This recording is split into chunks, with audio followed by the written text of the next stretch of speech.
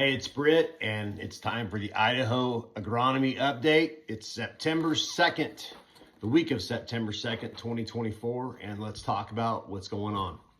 So shorter days and cooler mornings definitely have been noticed here the last week or so. We are into September and things are starting to happen. We've got potato harvest going on. We've got early dig sugar beets going on. And we still have late grain getting harvested as well. And in fact, just the other day, I saw the first grain drill I'd seen all fall putting in winter grain. So some folks are starting on that early too. Let's talk about that. So I had a question about seeding grain and some things we're thinking about on the agronomy side as far as pest management, things like that. A few years back, the Mini-Cassia area, Eastern Magic Valley, had a really bad problem with barley yellow dwarf virus in their grain, especially in their winter grain. And what happened was aphids moved out of other crops in the fall into that early seeded winter grain. And that winter grain was infected by barley yellow dwarf. The aphids spread that or vectored that virus. Now, if you plant your grain late, maybe after a frost, a lot less aphids, right? But if you plant it early, there's a lot of aphids around. We've got aphids in almost every crop. I've been getting calls for the last month on aphids in potatoes, sugar beets, and even corn. So they're out there. So what I told the grower when he asked me this is, you know what? Seed treatments are very economical. They're very effective. And it's a great way to have insurance on something like that. Something like an imidacloprid-based seed treat, there's a lot of options out there, is a very economical product to use in your grain if you're planting in the fall, just to suppress those aphids out there to give you that insurance. Very low cost, very economically, not a big lift, so to speak. And speaking of planting winter grain, also I'm getting calls right now and for the last week or two about grasshopper activity. Now, a lot of these calls typically are folks that are in maybe some of the edge areas of crop production with grain. A lot of them are, happen to be non-irrigated acres, dryland guys that fight grasshoppers year in, year out, it seems like. And a lot of those folks are using Lumivia CPL as a seed treat to not only combat grasshoppers, but also to go after armyworms, wireworms, and cutworms. And the Lumivia CPL is a Corteva product. That's one in my portfolio. Very effective on those pests. Probably the best chemistry I've seen on a seed treat for grasshopper activity. It lasts for weeks. Very good control, very economical. 3/4 of an ounce per 100 pounds of seed is what you're looking at for rate.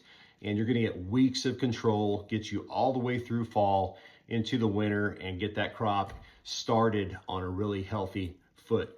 So that's an option too. So if you're planting winter grain, think about the aphid control, and you're gonna use something like an imidacloprid-based product for that. If you're thinking about grasshoppers, cutworms, armyworms, wireworms, the Lumivia CPL is gonna be your fit there in that fall seeded grain acre. Okay, speaking of aphids, a lot of calls over the last month about aphids in potatoes, and we've talked about that in past updates. Now, a lot of these aphids, I feel, are really made worse by using pyrethroids in season, and we're dealing with some of that right now. The ramifications of killing everything. When we go out there and kill all our natural predators of aphids, they're going to flare up that much faster. So we're dealing with that right now. We still have a few folks with really late spuds that are managing aphids.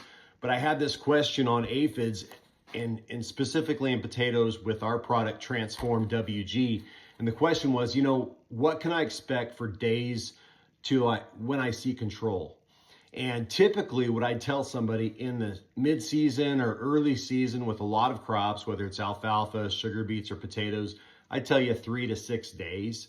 But what we're seeing late season with these canopies and these potatoes going down and crashing, we're getting slower systemic movement from that transform. So it's taking a little longer. So what we're seeing realistically is about a 10-day time frame that we need that acre to be treated before we really feel good and comfortable with the aphid control that we're seeing.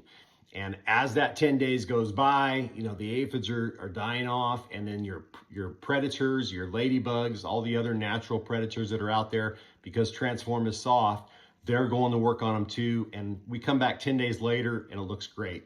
So what I'll typically tell somebody, if they call me 3 to 4 days after a Transform application, the first thing I'll say is, hey, you need to give this at least 6 to 10 days before you start getting really concerned, because we still are going to see activity out from that systemic activity out 10 plus days.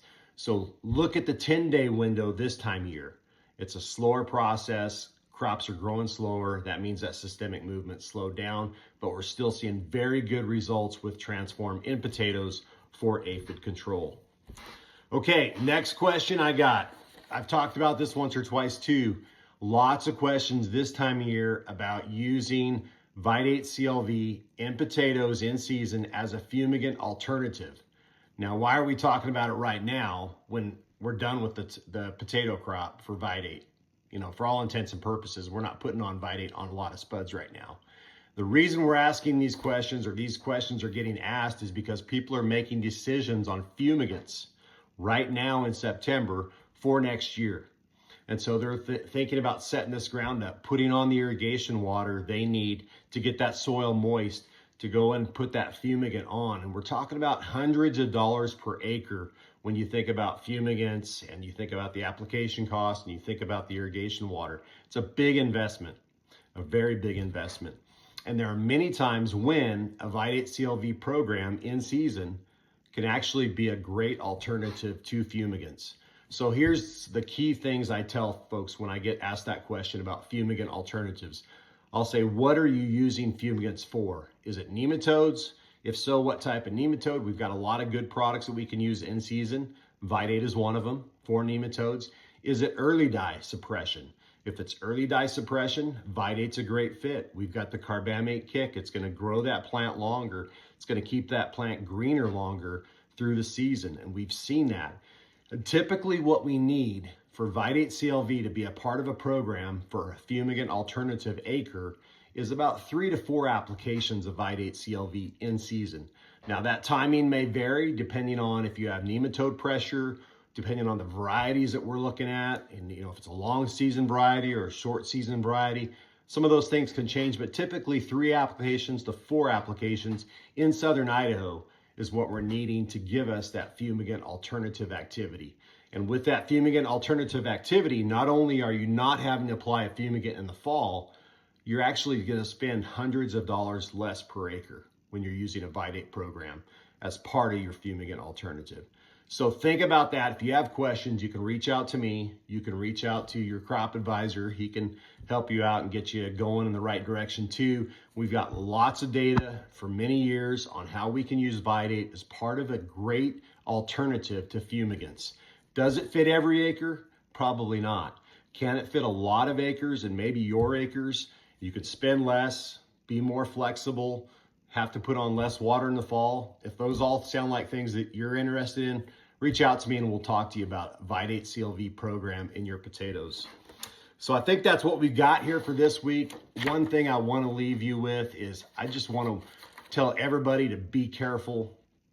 Look extra at every intersection you're at. Take an extra look. Lots of trucks, lots of equipment on the road, lots of tractors. Heard a tragic story this week about a gentleman who lost his life driving a truck, hauling ag commodities in southern Idaho. We hate to see when that happens, no matter when or how it happens. So be safe, think, look twice, and slow down and enjoy the ride. I know it's a stressful time for a lot of folks, but hang in there, and we'll talk to you soon.